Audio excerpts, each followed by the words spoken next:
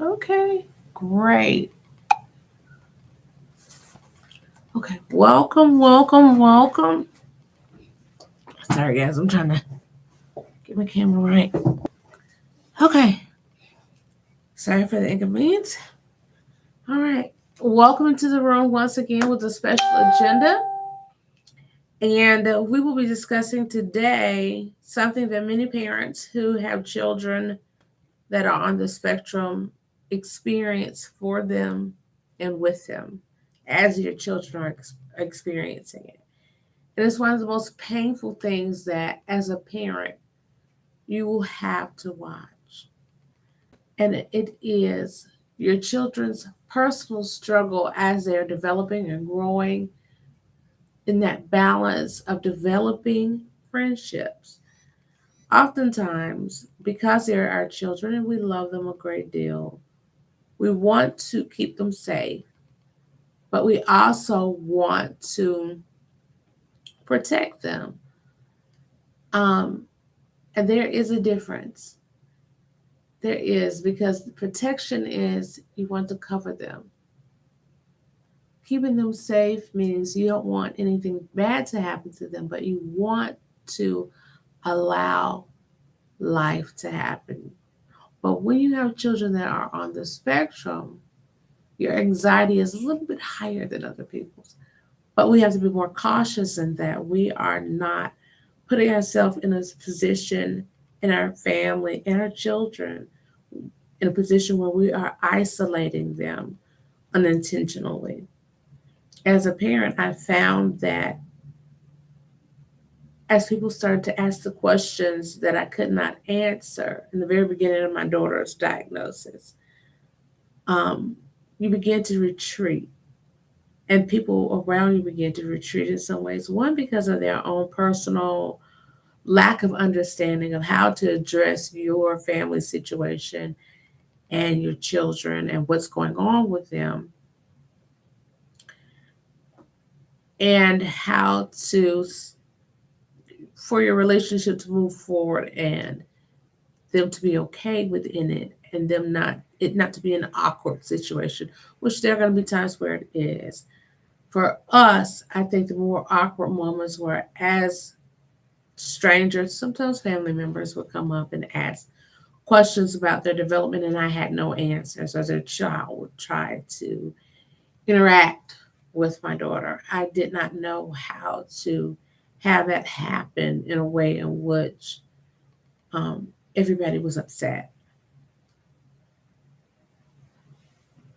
And you don't have solid answers a lot of the times. In the very beginning, when my daughter was, before she initially was diagnosed, I was given information that I did not know what to do with that particular information. I did not know that I was being told that something was wrong.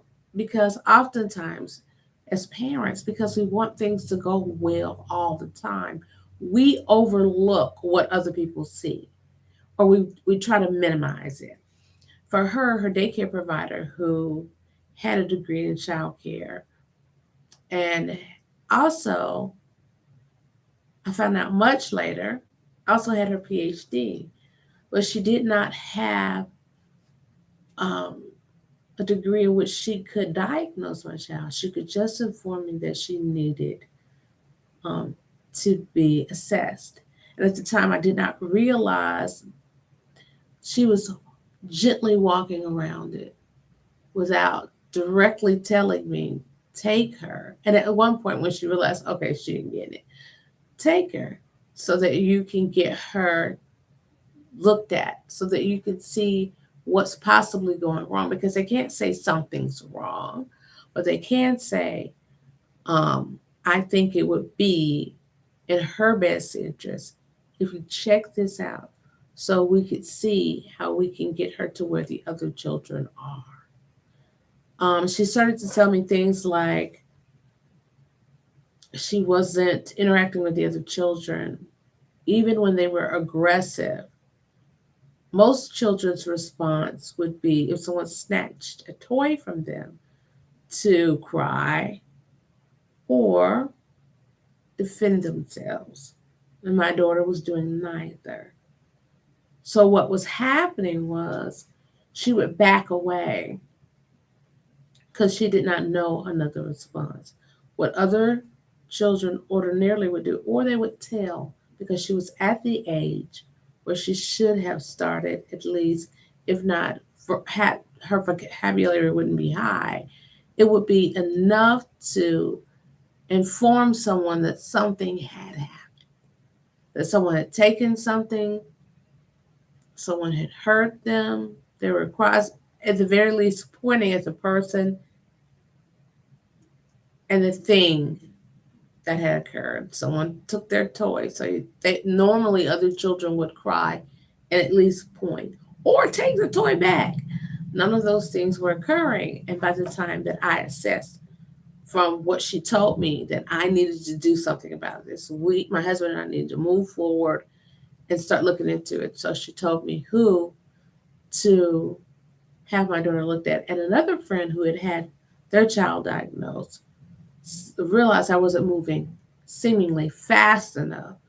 So she kind of gave me an ultimatum and said, look, you really have to do something about this because she can't, she cannot continue on like this. And I did not realize that other people saw it differently than I saw it. I saw the teacher as concerned, but I did not see that my child wasn't making those milestones as far as even reaching out to interact with other children. Not only was she not responding in a way in which she would defend herself or respond if someone was doing her harm, she was not attempting to make the connections that children ordinarily make. That being said, as time went on and we did get her assessed at the Marcus Institute, that's what it was called at the time. Um, and we did get her assessed and diagnosed. And she started to attempt to, because of therapy and all the people that were involved that were assisting us, she did not know how to appropriately reach out. And because of that, there was a lot of missteps. And I remember one of the most painful moments I had. We were attending a Bible meeting, and the little girls were spinning in their dresses, had beautiful little dresses, and that's what little girls do at that age, 3, 4, 5. One of the things I remember about being a little girl was spinning and spinning and just watching your dress twirl around you. So Rayla saw this one little girl. They were twirling, and had been outside. And Rayla said to her, I like your dress. And she went to touch her. And she freaked out and said, ew. And it was the first true emotion I saw of my daughter be overwhelmed with sadness. And later, she said to us when she got home, which was huge because for her to communicate that was a really big thing for us. And for her, it was a milestone. And she said, Mom, I want friends. And she was upset. Oftentimes, children who are on the spectrum receive a lot of rejection because they're not equipped initially, developmentally, to interact with people in the proper way. They don't know how. They want to.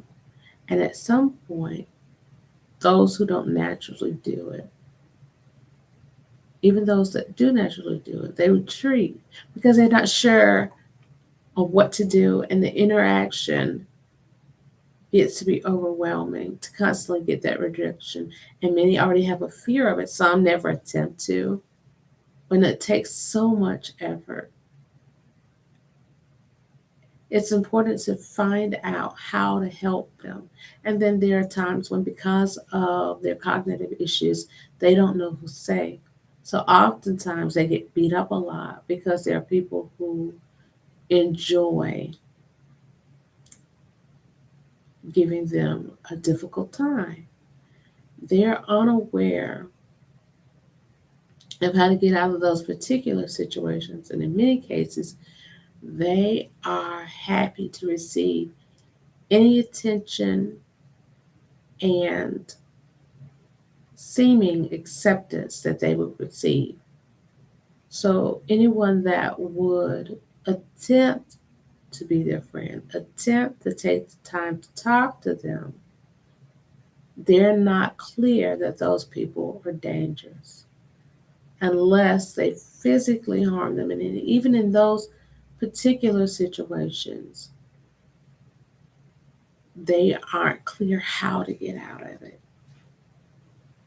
I once, one of the officers that has helped me with my program, and once with a club that I had for my daughter, I had him come to teach the the children, and I should have had him actually come to teach the parents, but that's something we'll work on later. But particularly this particular time, he came to help, and we were talking about giving the children tips on safety and how to help them because he also has a child that is autistic, and he said you really can't because it's a cognitive issue. There are certain things that you can teach them, and there's certain, but that intuitive gut instinct that they are not safe many times is not there in the way in which it is for other people. So they miss those cues. They miss those little indicators that this person may not have their best interest at heart. So many times they are in friendships that are abusive or they're being bullied. And when it gets to the point where they tell someone, if they tell anyone at all, um, it's at a point where a lot has happened to them. Um, I know that many times people are mean to them or take things from them. They're also subject to sexual abuse because of not understanding what is actually happening. And the person that they feel most uncomfortable around, even if they are being kind to them, the other things that they do are inappropriate. Um, because of them lacking that understanding, it's important that you go over different things that they can do to prevent different things from happening to them, or let talk having those talk to them, because it's important to have those sexual conversations with them. And it's so awkward because many times it's awkward anyway, even if you don't have children that are on the spectrum. But for them, those language barriers are something that is a level of confusion for the parent and particularly for them. But you need to have those conversations so that you can help them develop healthy friendships. Because one thing that people don't like to say, that other children can be dangerous to yours. It could be an older child that's a family friend's child. It could be your their siblings friend who's older than them. It could be um, family members, congregation members. You never know. So it's important that they recognize those signs and you have those conversations on what's appropriate, what's not appropriate, what's appropriate touching, what's not appropriate touching, what real friends do, what real friends don't do. One of the things I found that besides having a chart, having interactions where you sit down and practice with your kids how to have um, friendships and what things go on in a friendship. For me, one of the things that I have been working on with my kids are different things that you can do to help them with their social rules and interactions, also to keep them from being bullied or getting out of situations that are uncomfortable, that are not going to work and will lead to other things that they are going to deal with and they won't be able to not have a meltdown within that situation, because it's important to know that if you're overwhelmed, no matter what form of overwhelm it is, it's important that you know that it is okay to walk away from that situation, but how to do it diplomatically without causing something that's a problem for much later, like having a tactful conversation or written ways that they can talk, stating what they're doing and the things that, like, other things that are people are doing to them. Like, one of the things that I have tried to help my children with is their own personal awareness and their personal rights within their physical space and their emotional welfare, meaning trying to teach them how to communicate to people that what they're doing, they don't feel it's okay, and how to do that in a way in which the other person is, whether they're offended or not. In some situations, if it's someone trying to physically or sexually harm them, whether that person's offended or not, in that moment, that does not matter. But communicating something that someone may be doing, maybe tapping an ink pen, and that's bothering them, or they are slurping something, or they're making some noises that are bothersome to them, or the conversation is, they feel like they're asking too many personal questions. Those moments, it's okay to figure out the proper way to do it. Physical harm, all bets are off the table. That it's okay for them to be direct with that, because this is their body and their life, and they have a right to not be mistreated. But teaching them how to create friendships and the behaviors that are appropriate, it's important for them to, like, sometimes, like, role playing. For my son, we have those conversations sometimes about when he gets overwhelmed when his sister's doing something. And we have to have that conversation of, yes, is she agitating you? She is, but do you bother her sometimes? You do. So what's the appropriate thing to do if it's bothering you that something she's doing? Let her know in a kind way. Could you not do that? It's giving me a headache, or it's making me frustrated. But what's your other option? Well, what you could do is give them several options of things that they could do. You could, A, walk away, or if you can see that she's frustrated about something, ask her, is it okay if I give you a hug? Because for his sister, she responds to pressure. She likes to be hugged very hard. She likes to be squeezed sometimes. So sometimes at home we use a weighted blanket for her when she is stimming really bad and she's having a hard time stimming. Is for her, she's walking in a circle and she's overwhelmed. And I say, Rayla, can I give you a hug? Can we have a seat? And then she puts her blanket on, or I put her blanket on, and we have a conversation about whatever it is that she is overwhelmed about, or what's aggravating her. Because oftentimes I've found that children who are autistic, when they get on a subject and can't get off of it, it's actually something else that's bothering them, and they haven't found the words to be direct about what's bothering her. Like, she'll start doing that, and she's actually hungry. So I'll say, what's happening? Are you wanting to eat? And I have to think about the time and say, okay, it's been like 3 hours and a half now. She's hungry. I say, why didn't you tell me? I'm sorry. So she's doing something else instead of telling me that she's hungry. But it's important for her that we have those conversations too about, is it, you should tell me when you're hungry, rather than going on a conversation that we're not really having a conversation. You're telling me all the things you're interested in, but what you really want is what? To eat. If you want to watch a movie while we eat, we can do that. But you need to what? And she'll say, tell me. So a lot for her, we give social cues. For some people, depends on where they're on the spectrum. You don't necessarily have to do all of those particular things you have to have a conversation for you that works with your kid, but it's important that they have that conversation, and important teaching them to work on their gaze.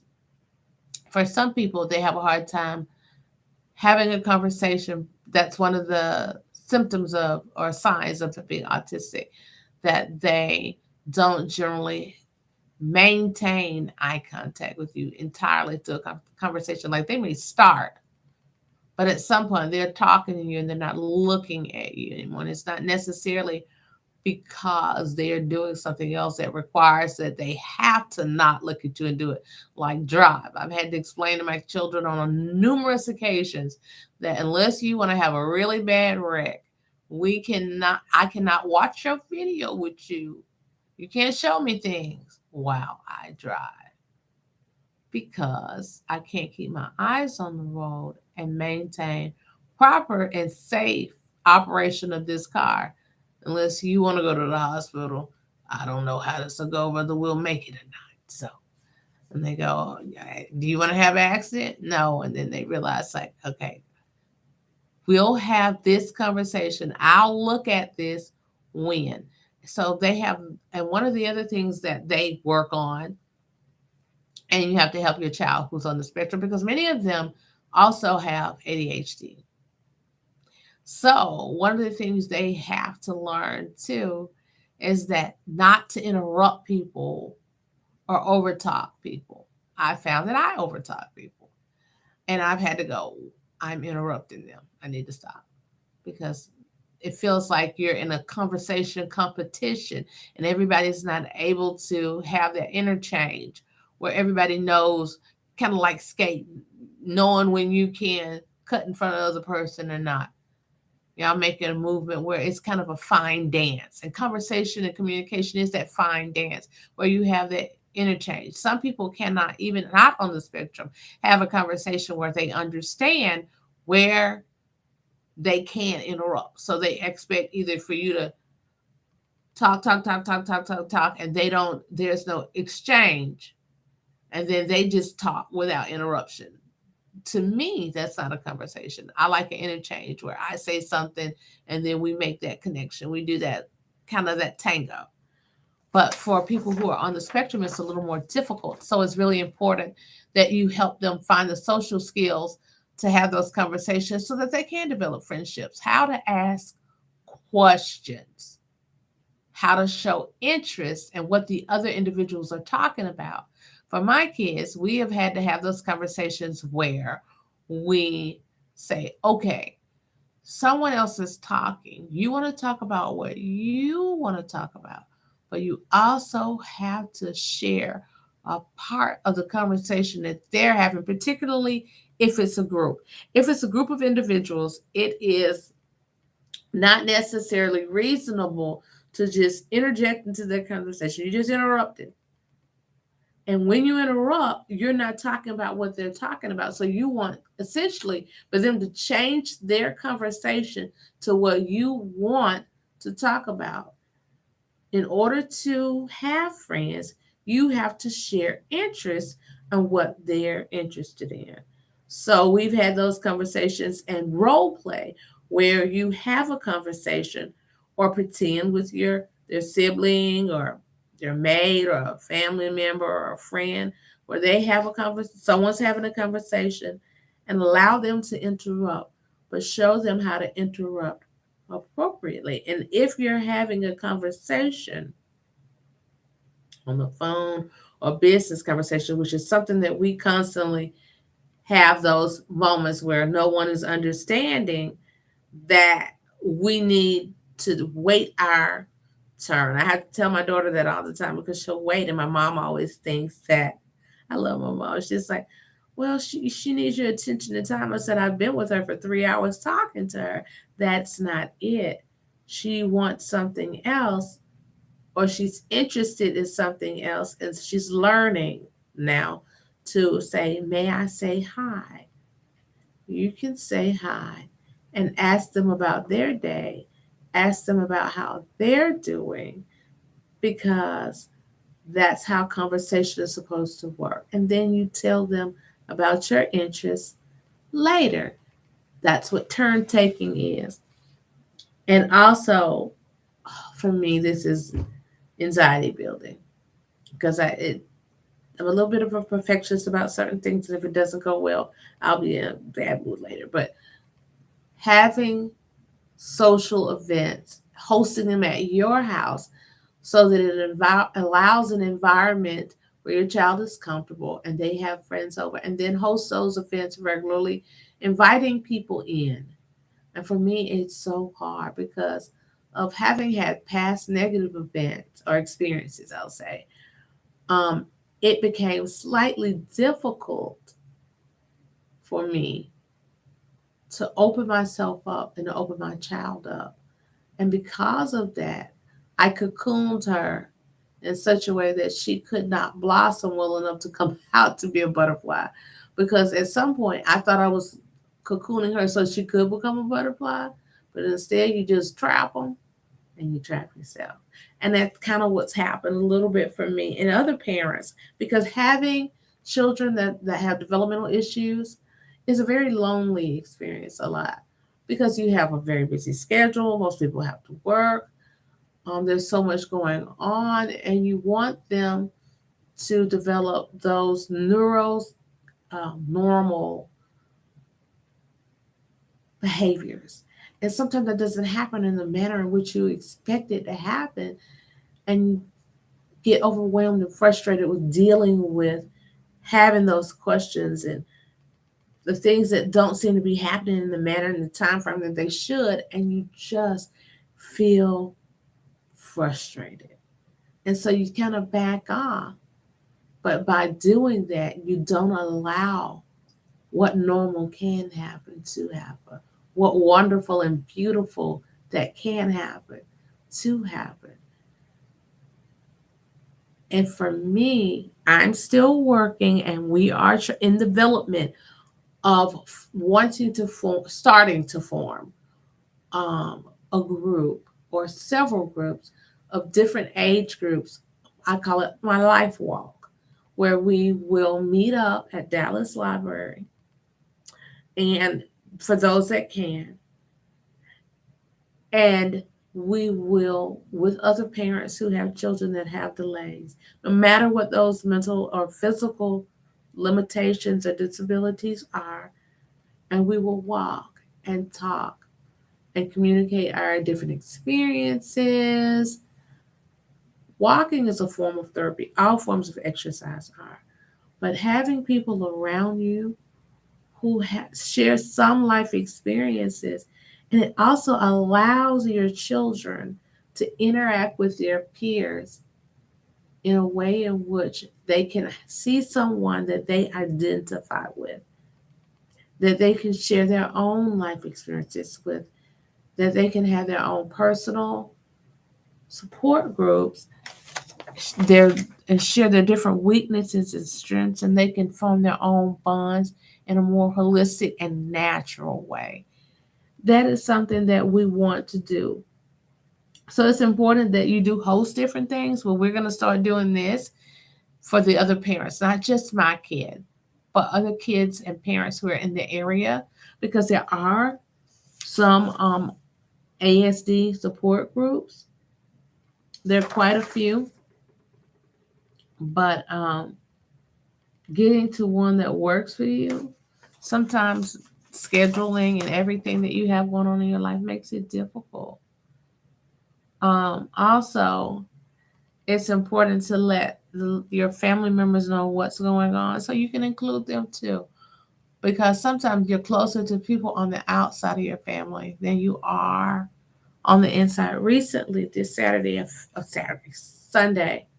yeah, Sunday, a family member was so kind as to put a group together for our family. We did it on Zoom, and not realizing how disconnected we are from our family because of work and life count sometimes gets in the way. And as we become adults and develop our own families, we become distant. There's so much that we don't know about each other, and we don't connect anymore like we used to as kids. As kids, you play together, you do all those things. But then we move away and we move to different states and we don't know who's sick. We don't know what's going on with our children. We don't know anymore. We don't call each other and communicate, not because we don't love each other. We just, life has gotten in the way. And when you have children that are on the spectrum and other things, um, we accidentally sometimes distance our family, and though there are other different family members who may be close, but because we're experiencing so many other things, we kind of feel like, from my own personal experience, that we don't want to burden other people, and we feel like they may not know how to respond, and we don't know how to deal with it, and maybe they won't. So we just distance ourselves. But it's important to have things where we include our family the best that we can, so that they can be a part of our children's lives too. Because the things that they don't recognize, that people don't know that they don't recognize. Um, Finding how to help them develop interests and share in the interests of others. That's really key for them to have friendships. Helping them to be balanced. It's not easy. So for children who are on the spectrum and them having limited interest, having friends and helping them learn how to do those appropriate interactions is key to them developing other interests so that they can have true friends. And to some in some ways recognize who's safe and who's not. Thank you guys so much for joining us again in the room with a special agenda. You guys have been wonderful. Hope some of this information was useful to you guys. Also, by the way, look into www.autism spectrum disorders and the support groups. Look into that. They have peer groups to help your child. And also, there's a lots of programs that have a sliding scale if your child has social anxiety and issues along with having autism and other issues that they may struggle with. They have ABA. They have a sliding scale and what form of insurance they accept. If they can't help you, if one organization can't help you, oftentimes they have other programs that they can connect you with. So you guys have a wonderful night. Love each other and be kind, even if others are being difficult and not kind to you, whether they be family, friends, or coworkers. Be as loving as you can because it's a choice. You all have a wonderful night.